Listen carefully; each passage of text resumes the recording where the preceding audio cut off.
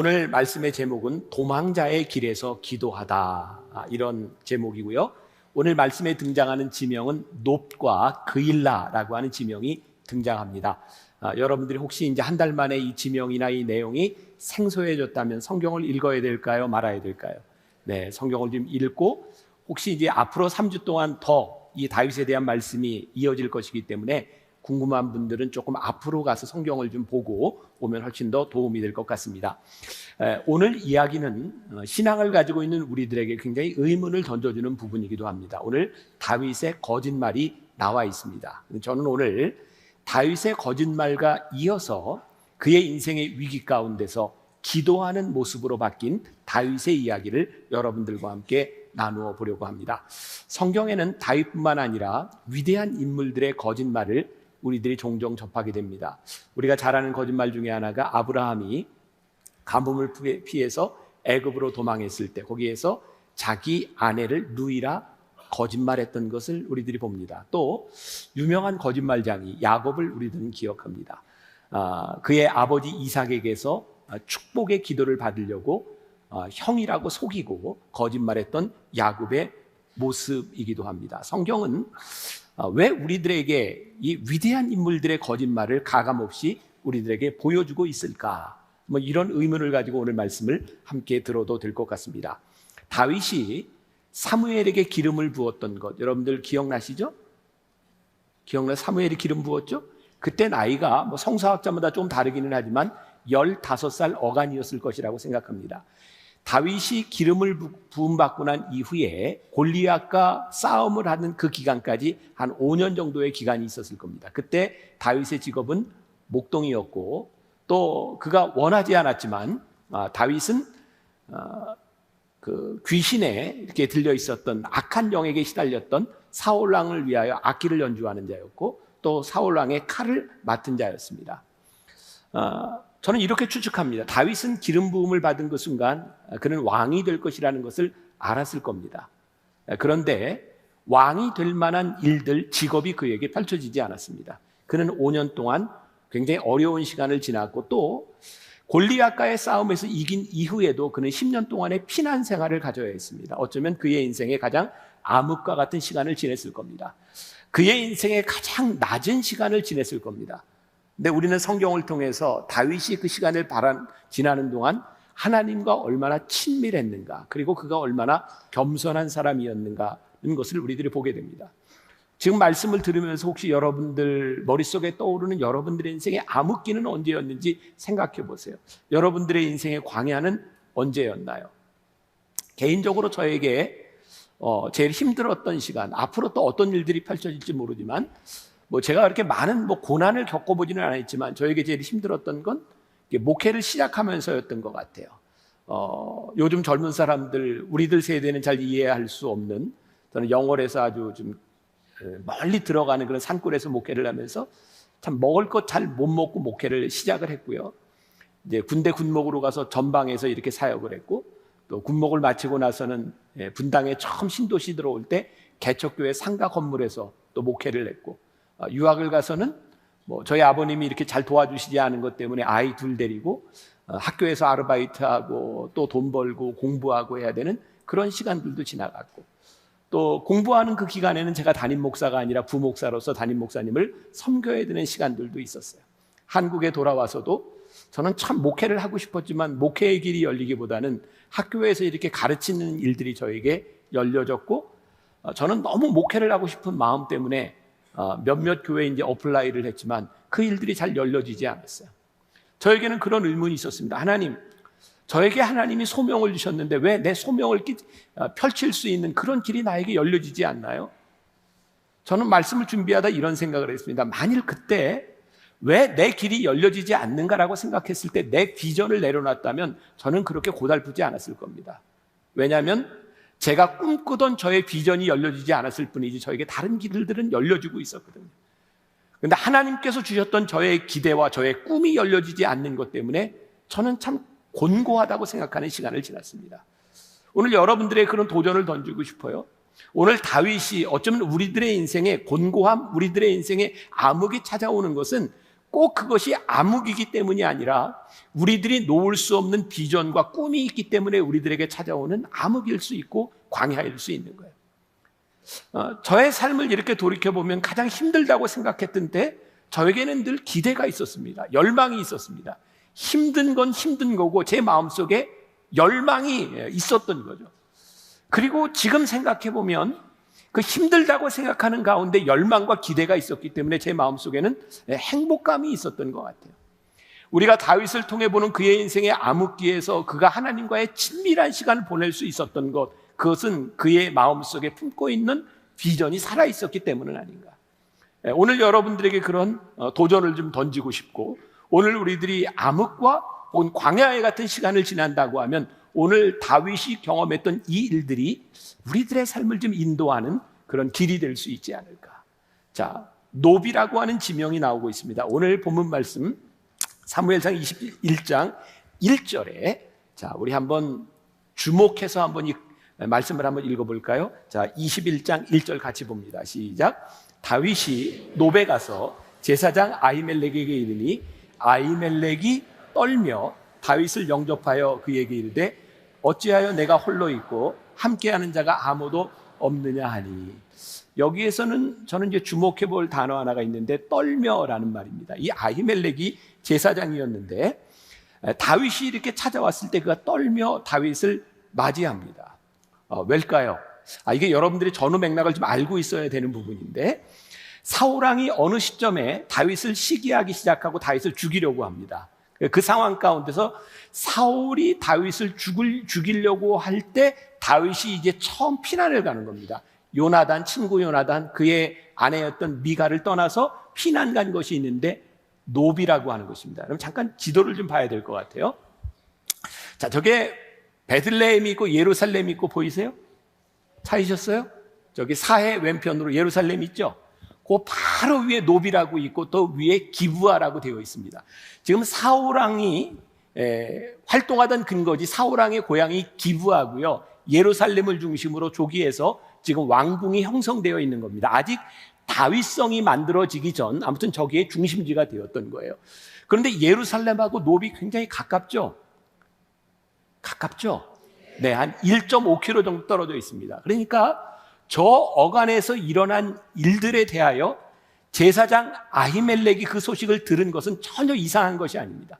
사울왕이 다윗을 죽이려고 했고 쫓아간다고 하는 소문이 노비라고 하는 곳에 아히멜렉에게 들려진 것은 전혀 이상한 일이 아닙니다.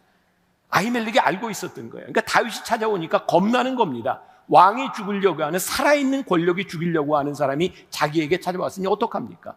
이 아히멜렉은 우리 처음 이 말씀 시리즈를 시작할 때 엘리 제사장 얘기했죠. 사무엘과 엘리 제사장 했죠.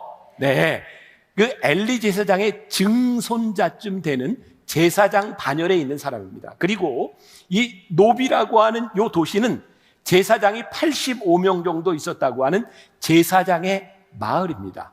다윗이 그곳에 간 겁니다. 다윗이 쫓기며 곤고하게 누구도 자기를 환영해 주지 않는 상황 가운데서 다윗은 배가 고파 그곳에 갔습니다. 자, 2절과 3절. 이제 상황을 아니까 말씀이 좀 더 이렇게 명확하게 다가올 거예요. 2절, 3절 같이 읽습니다. 시작. 다윗이 제사장 아히멜렉에게 이르되 왕이 내게 이를 명령하고 이르시기를 내가 너를 보내는 것과 내게 명령한 일은 아무것도 사람에게 알리지 말라 하시기로 내가 나의 소년들을 이러이러한 곳으로 오라고 말하였나이다. 이제 당신의 수중에 무엇이 있나이까? 떡 5덩이나 무엇이나 있는 대로 내 손에 주소서 하니. 거짓말하고 있는 겁니다. 다윗은 쫓겨서 도망가고 있는데 사울왕이 나에게 특명을 줬다, 이렇게 속이고 있는 겁니다. 아히멜렉은 그것을 눈치채고 알고 있었습니다. 다윗이 먹을 것을 달라고 하는데 불행인지 다행인지 아히멜렉이 줄 수 있는 떡이 없는 겁니다. 오직 그에게 있었던 것이 뭐냐면 하나님께 제사드렸던 떡이 있었다. 이게 진설병이라고 하는데요. 이 진설병은 안식일마다 12지파를 상징해서 싱싱한 따뜻한 떡 12덩어리를 하나님께 드리고요. 그리고 먼저 드려졌던 떡을 물립니다. 그 물려진 떡은 유일하게 제사장만 먹을 수 있는 떡입니다. 그러니까 이게 다윗에게 줄 수 있는 떡이 아닙니다. 그런데 그 떡을 아히멜렉이 주게 되는 거죠. 그러니까 이게 굉장히 쉬운 상황이 아닌 겁니다. 다윗은 거짓말을 이야기했고 거짓말을 하고 있는 다윗과 그의 동료들에게 아히멜렉은 먹을 것을 줍니다. 다윗은 거기에서 거짓말이 끝인 것이 아니라 그는 거짓말로 골리앗을 죽였던 그 칼을 얻습니다. 제가 여기까지 이렇게 말씀을 묵상하다가 이렇게 힘든 시간을 지나가고 있던 다윗이 롯을 찾아갔던 이 일들을 바라보며 저는 이렇게 영적으로 이런 해석을 해봅니다.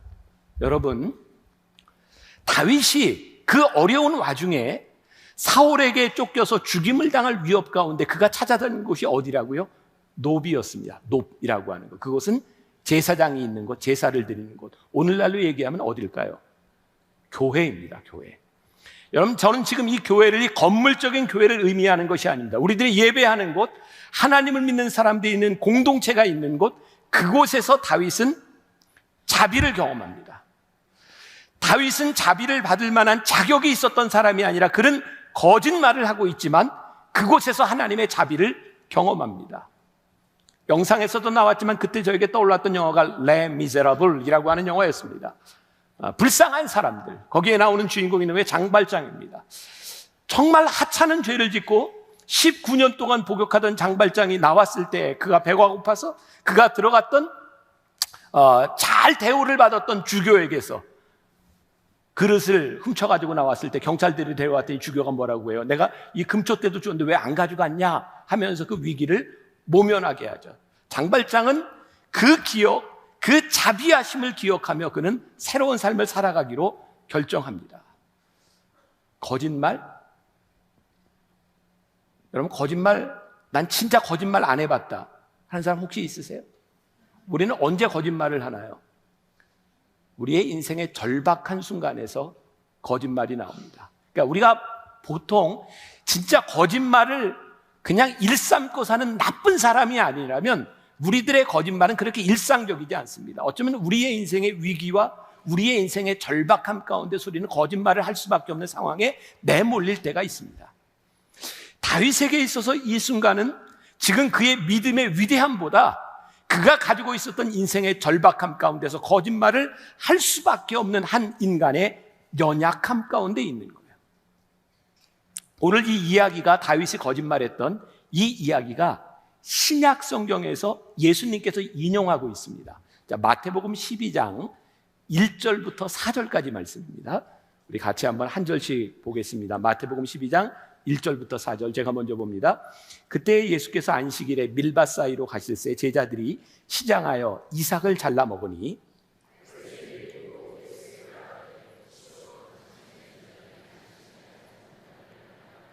예수께서 이르시되 다윗이 자기와 그 함께한 자들이 시장할 때 한 일을 읽지 못하였느냐?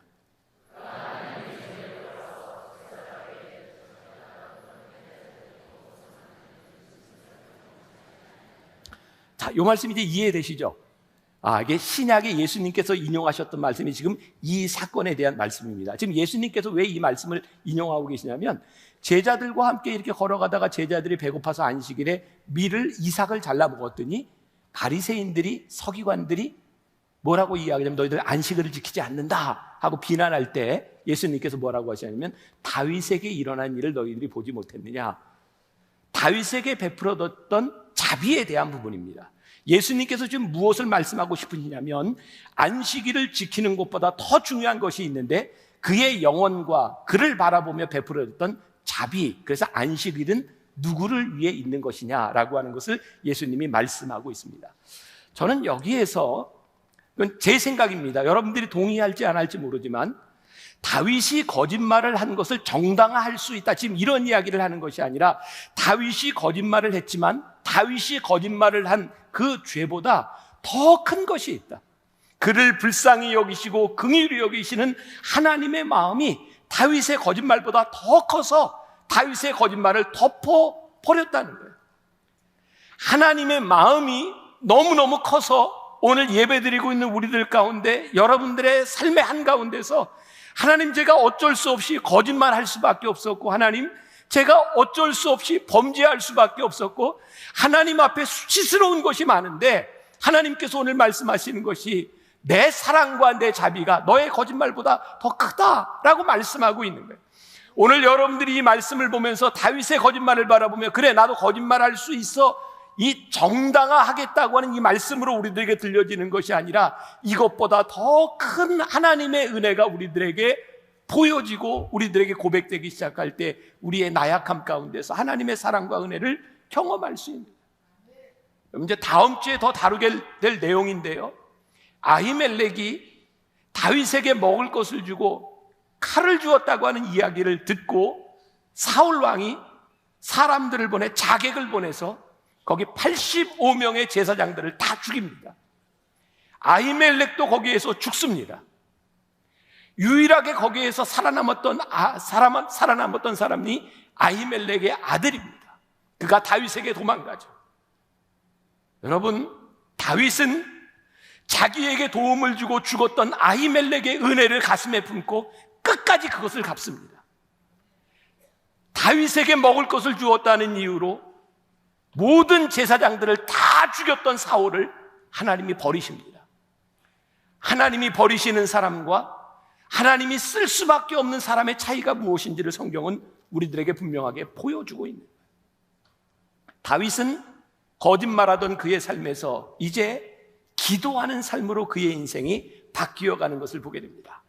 다음 주에 조금 더 자세하게 다룰 거니까 지금 대충 이야기하고 넘어가면, 다윗이요 도망자의 생활을 시작했어요. 이곳저곳으로 이렇게 도망다니고 있는데 다윗 자기도 참 힘든데 다윗에게 찾아와서 우리를 좀 돌봐주세요 라고 그의 몸을 의탁하는 사람들이 400명이 됐어요. 이거 굉장히 힘든 상황입니다. 다윗도 도망자인데 게다가 다윗에게 힘이 될 만한 돈도 좀 가져오고 음식도 좀 가져오고 칼과 창도 좀 들고 그에게 도움이 될 만한 사람들이 다윗에게 몸을 의탁한 것이 아니라 그 시대의 루저들, 버림받고 굶주리고 상처 입었던 사람들이 다윗을 찾아와서 나를 좀 도와달라고 이야기합니다. 다윗에게 그렇게 큰 부담이 있을 때에 그일라라고 하는 곳에 블레셋 사람들이 쳐들어온다는 이야기를 듣고 사람들이 다윗에게 찾아옵니다. 아니, 왕이 누구예요? 사울입니다. 그일라는 사울왕의 고향인 기브아와 별로 떨어지지 않은 곳입니다. 이 위기 가운데서 사람들이 사울왕에게 쫓아가서 우리를 구해 주십시오라고 해야 되는데 다윗에게 찾아와서 도와달라고 하는 그 상황 가운데서 다윗의 인생이 얼마나 큰 부담이 되었겠습니까?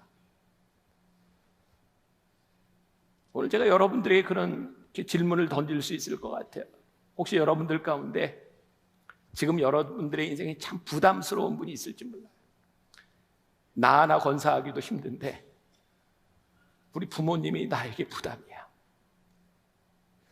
나 하나 건사하기도 힘든데 왜 내 주변에는 나를 이렇게 힘들게 하는 사람이 많아? 그래서 어쩌면 하나님 앞에, 어쩌면 지금 다윗의 심정으로 하나님 나 어떡합니까? 이 상황에서 내가 뭘 어떻게 할 수 있습니까? 근데 저는 다윗의 이야기를 바라보면서 그의 인생의 그가 정말 혼자 다 감당할 수 없는 그 부담들을 통해서요 하나님이 다윗을 위대한 사람으로 만들어가고 계세요. 그 부담스러운 그 시간들이 그를 성장시키고 그로 하여금 하나님 앞에 메어 달릴 수 있는 사람으로 만들어가는 원동력이 되는 거죠. 지난주에 제가 읽었던 책이 있습니다. 존 맥스웰이 쓴 리더십의 법칙 2.0이라고 하는 책인데요, 어제 토요예배 때도 얘기를 했는데 사람들이 별로 이렇게 반응이 없더라고요. 잘 이해가 안 되는 것 같아요. 이해 안 돼도 할 수 없어요. 제가 그냥 이렇게 굉장히 인상 깊게 보았는데 그 책에 보면 존 F 케네디 미국 대통령이 있잖아요. 뭐 지금은 이제 전쟁 세대들이 많이 지났던 대부분의 미국 대통령들은 전쟁의 영웅이기도 하고 전쟁에 참전했던 그런 경험들이 있습니다. 존 F 케네디도 그랬던 것 같아요. 어떤 사람이 이렇게 물었답니다. 어떻게 당신은 전쟁 영웅이 되었습니까? 그때 존 F 케네디가 이렇게 대답합니다. 아주 간단합니다. 누가 내 배를 침몰시켰습니다. 역시 반응이 없군요. 전 굉장히 인상적이었어요. 어떻게 영웅이 되었냐고요? 누가 내 배를 침몰시켰습니다. 아무도 내 배를 건드리지 않았다면, 아무도 나를 죽이려고 하지 않았다면 나는 절대로 영웅이 될 수 없었습니다. 누군가 배를 침몰시켰기 때문에 나는 거기에서 살아남은 영웅이 된 것입니다. 여러분, 우리의 삶을 하나님이 위대하게 쓰시는 것 모르겠어요. 이런 얘기하면 젊은 사람들 그런다면서 나 안 위대해도 돼, 그냥 대충 살다 죽을래. 근데 하나님이 부르신 우리의 인생은 그런 인생이 아니거든요. 위대함이라고 하는 것은요, 내가 어떤 큰 일을 해서 위대한 것이 아니라 우리들에게 맡겨진 일들, 때때로 우리들의 인생에 부담스럽게 생각되는 일들이 나에게 사명으로 느껴지고 그 일을 감당하기 시작할 때 우리의 인생이 위대한 거죠. 여기 제 여동생도 이제 벌써 50이 넘었구나 벌써. 아이고, 여기 지금 아침에 멤버로 여기 있어요. 벌써 오래전 일이죠. 제 여동생이 고등학교 때입니다. 고3 때. 저는 대학원을 다니고 있었고요. 그때 제 삶에 나는 참 내 인생이 부담스러워라고 느꼈을 때입니다. 왜냐하면 그 당시에 만나교회를 개척하셨던 저희 아버님은 아무튼 집안일과 상관없이 늘 집회를 나가셨어요. 저희 어머니는 아무튼 상관없이 매년 병원에 입원하셨어요. 옛날 고생했던 그런 것 때문에. 근데 제 여동생이 고3 때 아버지는 집회를 나가시고 저희 어머니는 병원에 입원하시고 저희 형은 미국에 유학을 갔고 저희 누나는 미국에 시집을 갔어요. 나도 대학원을 다니면서 열심히 공부해야 되는 때 제 여동생이 고3인데 아유, 저걸 어떡하나. 지금 오빠가 왜 또 그렇게까지 생각 안 해도 되는데 그 고3이니까 학교 다니면서 점심 저녁을 학교에서 다 먹고 오는데 그 도시락을 싸줘야 되잖아요. 제가 도시락 싸면서 제가 요리책을 보면서요, 몇 가지 반찬들을 해가지고 싸줬는데 쟤는 기억을 못해요. 오빠가 그냥 싸줬다는 거예요. 근데 제가 그때 요리책을 보면서 반찬을 몇 가지씩 하면서 싸줬거든요. 그리고 밤 12시가 돼서 야간 자율학습을 마치고 올 때 혼자 어떻게 오라 그래. 제가 밤에 데리고 차를 가져가서 데려가고. 근데 그때 제가 여동생을 데리러 가야 되겠다 생각했던 이유 가운데 하나가 제가 고3 때 저를 보살펴줬던 형 때문이거든요. 그때 그런 생각을 해서 장남으로서 형은 얼마나 큰 부담과 마음의 무게가 있었을까. 근데 그 무게가 동생인 저에게, 제 동생을 돌볼 수 있는 무게로 저에게 느껴지고 그 부담이 우리들에게 사명이고 하나님께서 우리들에게 주어진 것이 그것이 축복이구나. 그런데 부담스러울 때는 그것을 느끼지 못하는 거죠. 그래서 우리들의 인생에 부담스럽고 힘든 때 하나님께 나아갈 수밖에 없고 그것이 우리로 하여금 하나님과의 친밀함 속으로 만들어가는 거예요. 자, 이제 이 그일라의 이 일을 바라보며 다윗이요, 오늘 말씀 가운데 사무엘상 23장 2절에 이렇게 되어 있네요. 이에 다윗이 여호와께 묻자와 이르되 내가 가서 이 블레셋 사람들을 치리이까. 여호와께서 다윗에게 이르시되 가서 블레셋 사람들을 치고 그일라를 구원하라 하시니. 다윗의 인생의 모든 부담들이 막 밀려오던 때 다윗은 이제 거짓말하는 사람이 아니라 하나님께 묻습니다. 하나님 어떡할까요? 그때 하나님 뭐라고 말씀하세요? 그래, 쳐라. 내가 너로 하여금 이기게 하겠다. 그일라를 구원하겠다. 23장 2절에서 이렇게 하나님이 말씀하셨는데 23장 4절에 가서 보니까 4절 같이 한번 볼까요? 시작. 다윗이 여호와께 다시 묻자온데 여호와께서 대답하여 이르시되 일어나 그일라로 내려가라. 내가 블레셋 사람들을 내 손에 넘기리라 하신지라. 제가 이걸 왜 다시 보자 그랬을까? 여기 보니까 다윗이 여호와께 다시 묻자온데, 하나님께서요, 그래 내가 그들 네 손에 넘겨주겠다. 근데 다윗이 다시 묻습니다. 왜일까요? 이 상황이 그에게 주어진 부담이 그렇게 쉽게 해결될 수 있느냐 아니었어요. 하나님께 다시 묻습니다. 그랬더니 하나님께서 가라. 내가 그들을 너에게 넘기겠다. 다윗이 거기서 승리합니다.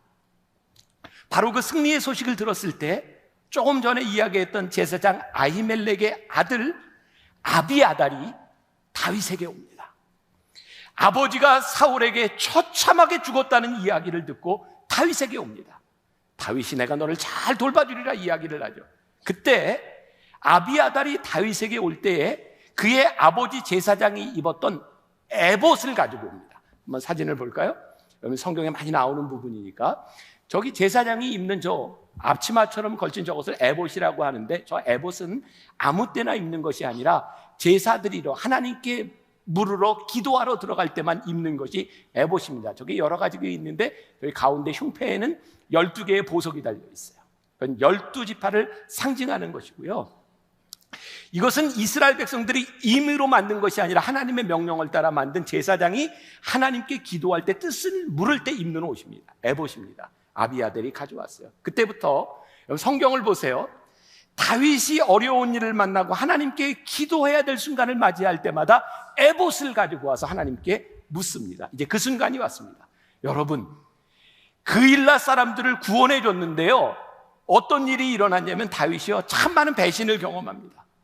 다윗에게는 이런 생각이 있었습니다. 내가 이 그일라를 구원했으니, 블레셋 사람에서부터 구원했으니 내가 여기에서 힘도 좀 기르고 여긴 성도 있고 사람들이 살 수 있는 곳인 이 사람들과 함께 여기에서 살았으면 좋겠다. 그런데 들리는 이야기가 뭐예요? 그일라 사람들이 당신을 사울에게 고발할지도 모른다는 거예요.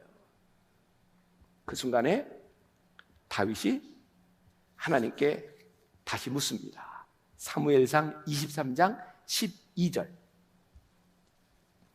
같이 봅니다. 시작. 다윗이 이르되 그일라 사람들이 나와 내 사람들을 사울의 손에 넘기겠나이까 하니 여호와께서 이르시되 그들이 너를 넘기리라 하신지라. 이때 다윗이 에봇을 가져와라 그래서 그것을 가지고 입고 하나님께 나아가서 하나님께 기도한 겁니다. 하나님, 그들이 저를 사울의 손에 넘기겠습니까? 근데 하나님 뭐라고 말씀하세요? 그래, 그들이 너를 넘기리라. 너 이제 도망가라. 이 말씀을 묵상하다가 저에게 아주 흥미롭게 다가온 부분입니다. 여러분들은 어떨지 모르겠어요. 다윗이 에봇을 가져와서 하나님께 기도할 때 그의 마음에 원하는 것이 있었어요. 무엇을 원했냐면, 하나님, 그들이 나를 배신하지 않고 제가 여기 머물러서 좀 쉬고 힘을 기를 수 있으면 좋겠습니다. 그런데 그에게 돌아왔던 하나님의 응답은 뭐예요? 그들이 너를 배신하리라. 저에게 흥미로운 저의 묵상은, 하나님께 우리들이 기도의 제목을 가지고 와서 우리들이 원하는 것을 하나님께 기도할 때 하나님의 대답은 우리들이 원하는 것이 아닐 때가 많다는 거예요. 다윗은 에봇을 가지고 와서 하나님께 기도했을 때에 그가 원하는 것이 아니라 하나님께서 행하실 일에 대하여 순종하고 떠나갑니다. 어디로 떠나가는지 아세요? 성경에 보면 십광야라고 되어 있어요. 다윗은 그때부터 많은 광야, 십광야, 마온 광야, 여러 곳, 엔게디 광야, 수없이 많은 시간들을, 피난의 시간들을 지나가야 됩니다. 그런데 다윗이 십광야로 가게 되는데, 이 십이라는 말이 무슨 뜻을 가지고 있냐면 철을 다듬는 재련소라는 뜻을 가지고 있습니다. 저에게는 그런 영적 의미로 해석이 되더라고요. 하나님께서 그로 하여금 내가 가라, 광야로 가라고 했을 때 하나님께서는 그를 다듬어 가시고 재련하고 계신다는 거예요. 사울왕은 이렇게 이야기를 합니다. 사무엘상 23장 23절에 유다 몇천 명 중에서도 그를 찾아내리라.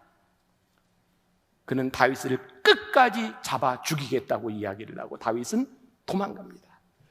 그리고 다윗의 인생에 가장 힘들었던 시기를 맞이하게 되는데, 그것이 언제냐면 다윗이 23살 무렵에 88세로 세상을 떠나게 된 사무엘에 대한 이야기를 듣게 되죠.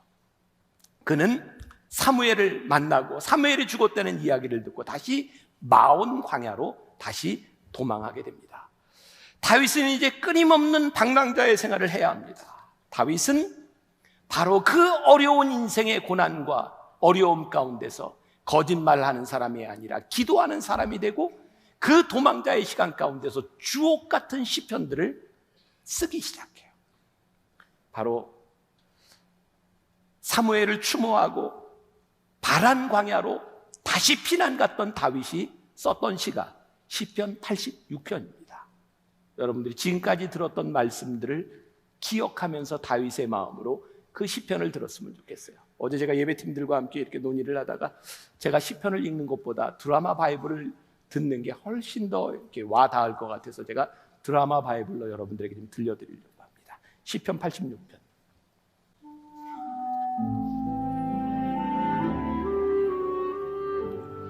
여호와여, 나는 가난하고 궁핍하오니 주의 귀를 기울여 내게 응답하소서. 나는 경건하오니 내 영혼을 보존하소서. 내 주 하나님이여, 주를 의지하는 종을 구원하소서. 주여, 내게 은혜를 베푸소서. 내가 종일 주께 부르짖나이다.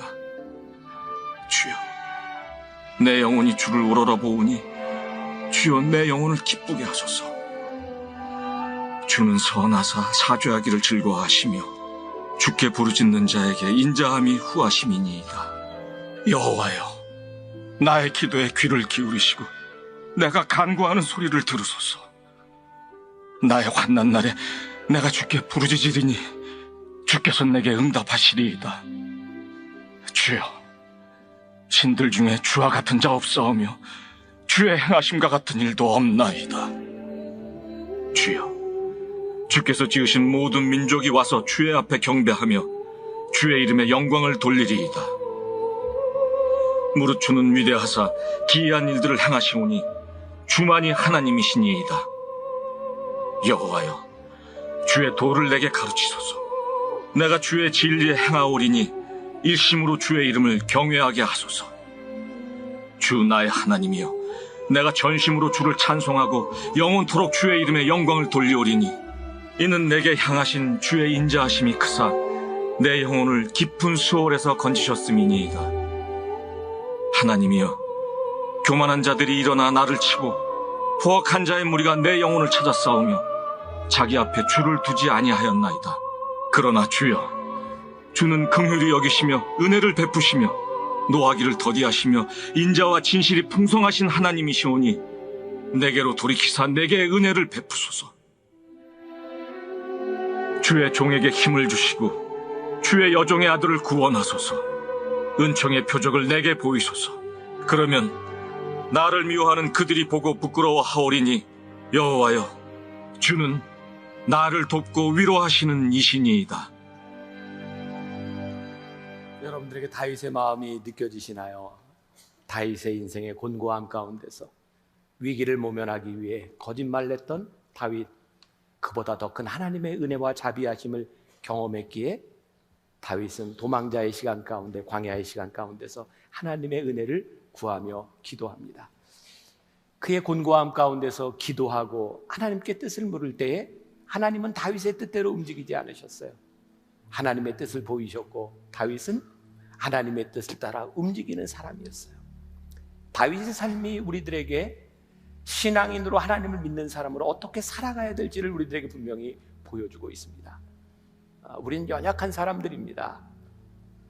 때때로 우리의 인생을 짓누르고 있는 부담들이, 그 짐들이 우리를 무척 힘들게 합니다.